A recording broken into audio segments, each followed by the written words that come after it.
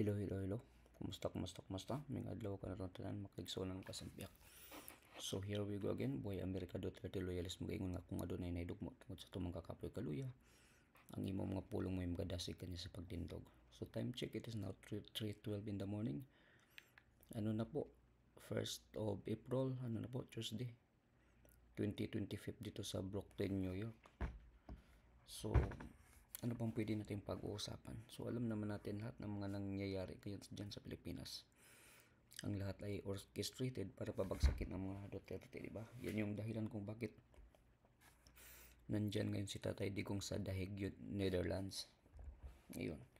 Pero ang nangyayari ngayon tinatraidor si Tatay Digong, pero hindi nila na-miscalculated nila yung impact, yung bugso ng damdamin ng sambayan ng Pilipino, na akala nila na pinadala nila doon si Tatay Digong,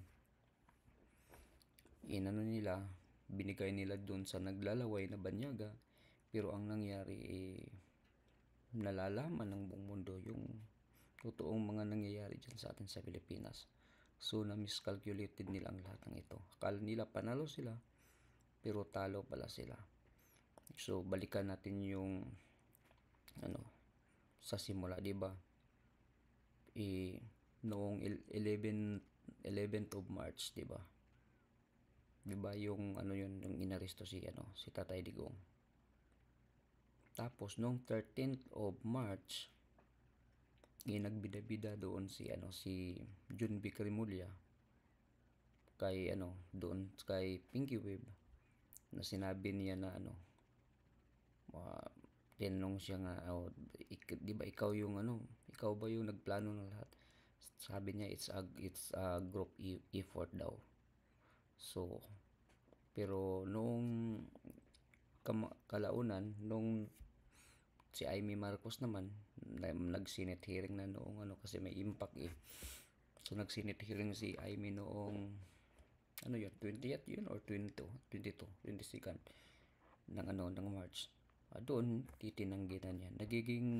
Naging naghugas kamay na nagpuncho Pilato ito si John B. Cremulya. So dalawa yung mukha niya, Poncio Pilato at saka kasi mag Holy Week na, di ba? So nakikita talaga niya sa sarili niya siya si Poncio Pilato at saka siya si Judas Iscariotes. Silang lahat. Kasi di ba yung sinabi diyan na apat sila nagplano. Balikan natin itong interview ni Pinky Web kay John B. Cremulya. Sumama sa coaster at sumama sa Villamor. Lahat po yun. Lahat sila. Wala pong naiwan. Walang naiwan. Okay. And was that the plan from the very Yes, from the beginning? very beginning. What was, and who was really on top of this? Kayo ho ba? Because during the press conference of the president, it was you and the president. Yes. So, ikaw ho ba nagplano ng lahat ng ito? Hindi naman. It was a group effort. Secretary Chidoro was there. Secretary Anyo was there too. And the president and I. So, hindi naman ako. Ako lang ang natira. O tingnan nyo, pati si Secretary Anyo. Alam naman natin na si Secretary Anyo, DILG Secretary yan ni Tatay Digong. Di ba?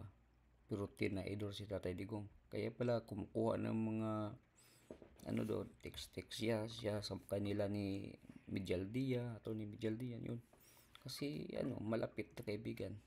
Pero siya pala mismo yung nagpi-feedback ng mga nalalaman doon sa diyan sa kanila kay Marcos nila ni John Vic. So wala talaga traidoran talaga itong mga nangyayari ngayon. So ito din si Chudo Giboro, kasi sinabi na kasama siya, apat sila. Si Chudo Giboro pangalan to, si Gibo ba?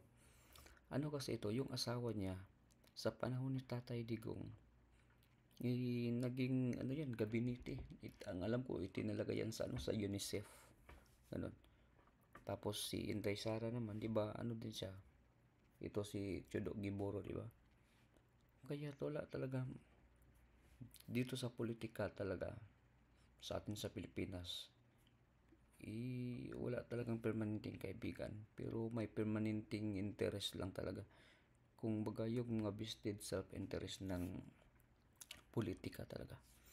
Kung kaya't importante para sa atin yung prinsipyo ng ng isang tao, ng isang politiko. So, kung kaya't dapat natin iboboto itong talaga PDP, straight talaga tayo. Itong mga walang prinsipyo, huwag natin iboto yan. Last man standing doon sa Malacanang. Last man Kasi standing Secretary daw siya. Isidoro was working out of his office sa Camp Aguinaldo. Secretary Anyo, of course, his specialty is intelligence, so he was gathering all the information in his source, in his location. So ako lang ang nasa Malacanang. Was it a little odd or hard, I guess, for So, tingnan mo.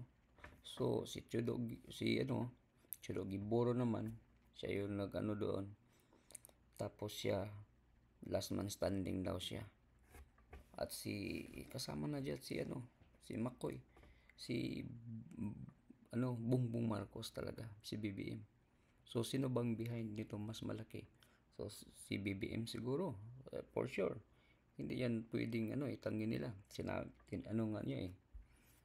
At si Romualdez kasama ba? Ganun.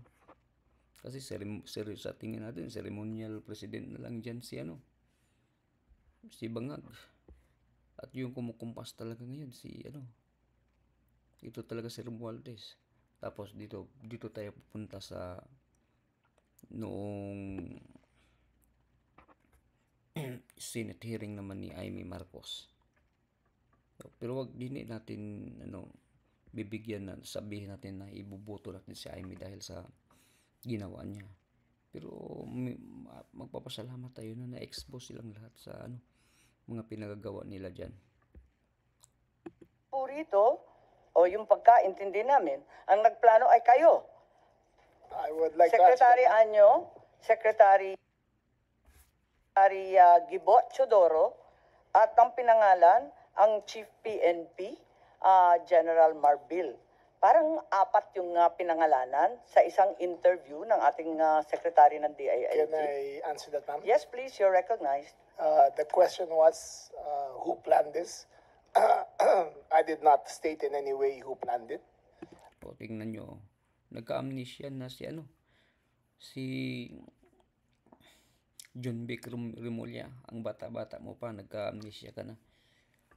Kabago-bago pa lang nung in-interview ka ni Pinky Web noong 13th of March. Tapos tinanggi mo. The meeting was of executive privilege. It is a conversation between the president and the ones I mentioned. There were.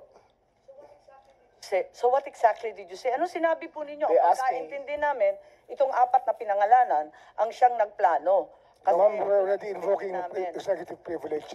Oh, tingnan nyo. Yung kapatid ni John Vic Remulla, si Boying naman, executive, Paano ba maging executive, na yan, privilege na hindi nyo maluloko yung taong bayan. Inamin na nga ni John Vic Remulla, yung kapatid mo, na it's a group effort eh. Kasi nagbida-bida siya, akala niya na panalo sila.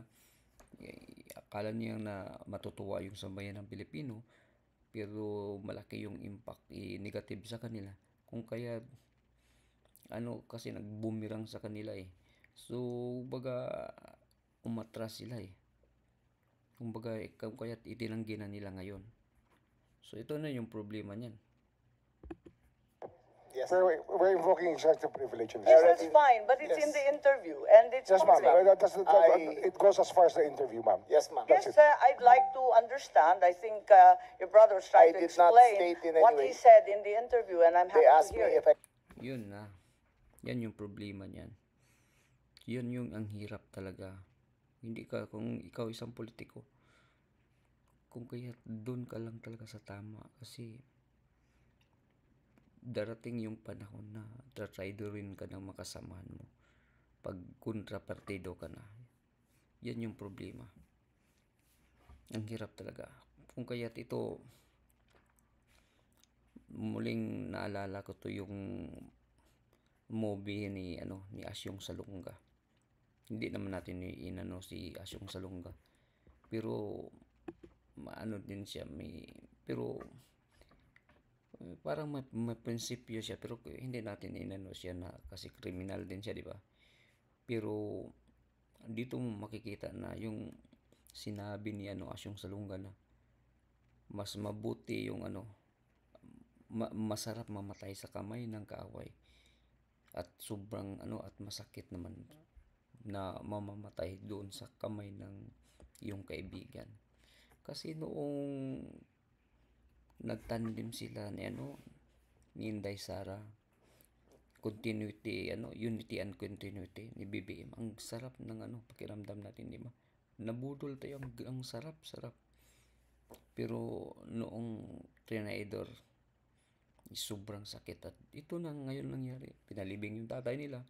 Pero sabi nga ni Basti, pinalibing yung tatay nyo, pero yung tatay ko, pinakulong mo, BBM. Sobrang sakit, no?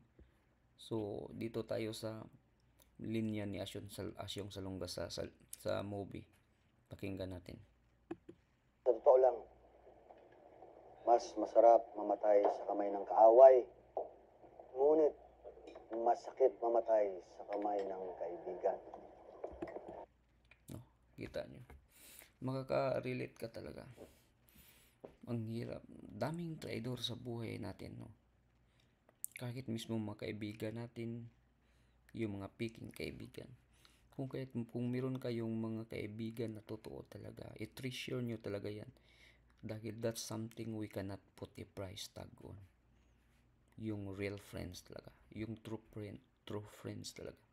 That's something na hindi mo pwedeng talaga yan ang pira. At iilan lang yan sila. Hindi na bali maiilan kang totoong kaibigan. Basta yung totoo, maninindigan para sa katotohanan, para sa totoo.